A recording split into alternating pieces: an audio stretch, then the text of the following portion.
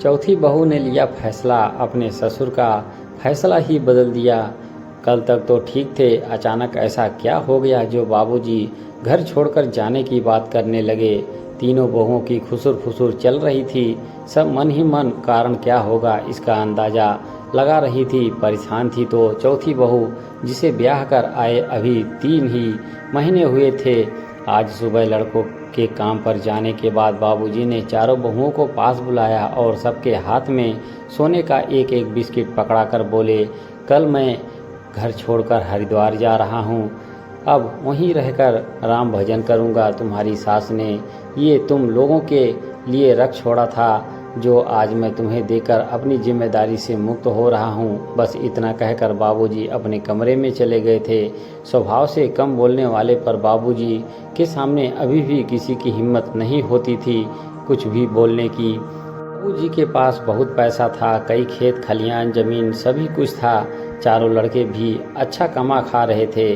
पत्नी को गए अभी साल भर ही हुआ था। साल भर में ही वह पत्नी की कीमत समझ गए थे। बहुएं आदर देती थी, खाना नाश्ता सब समय से मिलता था। पर अब कोई भी मान मनुहार नहीं थी, बस मशीनरी जिंदगी हो गई थी। खाना नाश्ता देकर बहुएं ऐसे गायब हो जाती जैसे बाबूजी नाम का एक प्राणी सिर्फ खाने और सोने के लिए ही है। शाम को बेटे आकर बाबूजी के पैर छूते, उन्होंने ठीक ठाक देखकर कमरे में जाकर ऐसे बंद होते कि सुबह तैयार होकर काम पर जाते ही दिखते। पोता पोती की तो और अजब दुनिया थी, हमेशा घोड़े पर सवार ही रहते, एक आता दूसरा जाता। बाबूजी उन्हें रोकने की कोशिश करते तो चिढ़ जाते और देर हो रही है कहकर निकल जाते।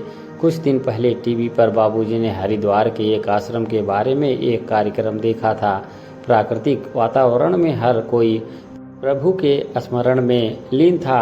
बस तभी से उनके मन में यह निश्चय दृढ़ होता गया कि अब घर छोड़ देना है। छोटी बहू दिल से चाहती थी कि बाबूजी घर छोड़कर ना जाएं। रात में उसने अपने पति से बात की। उसका पति घर में छोटा होने के कारण बाबूजी का भी लाडला था और वह भी चाहता था कि बाबूजी कहीं ना जाएं। अगले दिन छोटी बहू ने हिम्मत करके बाबूजी को 1 महीने और रुकने के लिए तैयार कर लिया और अब उनकी दिनचर्या को गौर से देखने लगी। कई बार बाबूजी अपनों से बात करना चाहते थे पर किसी के पास इतना समय ही नहीं होता कि कोई उनकी बात सुन सके। कई बार वह अपना नाश्ता बाहर खड़ी गाय को खिला देते पर घर में किसी को पता ही नहीं चलता। कई बार खाने की थाली वैसे ही वापस कर देते पर बहुओं को लगता बुढ़ापे के कारण बाबूजी को भूख नहीं होगी। यह सब देखकर छोटी बहू को खुद पर ही शर्म आई। उसने अपने पति को थोड़ा जल्दी उठकर बाबूजी के साथ टहलने जाने के लिए राजी कर लिया। जेठानी का दूसरा बेटा अभी 3 साल का था, जो छोटी बहू के पास खेलता रहता था। उसने थोड़ी थोड़ी देर में उसे बाबूजी के पास छोड़ना शुरू किया। बाबूजी को उससे बात करने में बड़ा आनंद आने लगा। बाबूजी गणित बहुत अच्छी पढ़ाते थे।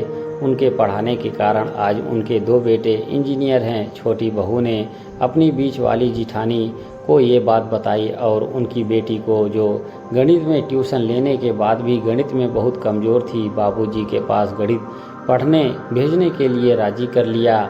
बच्ची पहले पहले बाबूजी से पढ़ने में डरी पर छोटी बहू की समझदारी ने उसका डर खत्म कर दिया और वह रोज बाबूजी से गणित पढ़ने जाने लगी। धीरे धीरे घर के और बच्चे भी बाबूजी से गणित पढ़ने लगे। अब छोटी बहू जब भी नाश्ता या खाना लेकर बाबूजी के कमरे में जाती तो उन्हें अपने सामने ही खिलाकर वापस आती।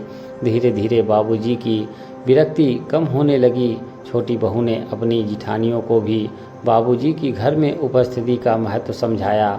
जिठानियों को भी अपनी गलती समझ आई।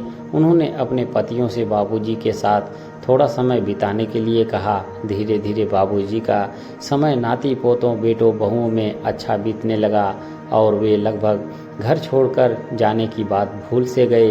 एक दिन मजाक में छोटे बेटे ने पूछा, बाबूजी आप हरिद्वार कब जा रहे हैं? बेटे की बात सुनकर बाबूजी का चेहरा उतर गया, क्योंकि अब उन्हें अपने घर और घर के सदस्यों से स्नेह आदर और समय सब मिल रहा था और यह स्नेह का बंधन उन्हें राम भजन से ज़्यादा अच्छा लग रहा था।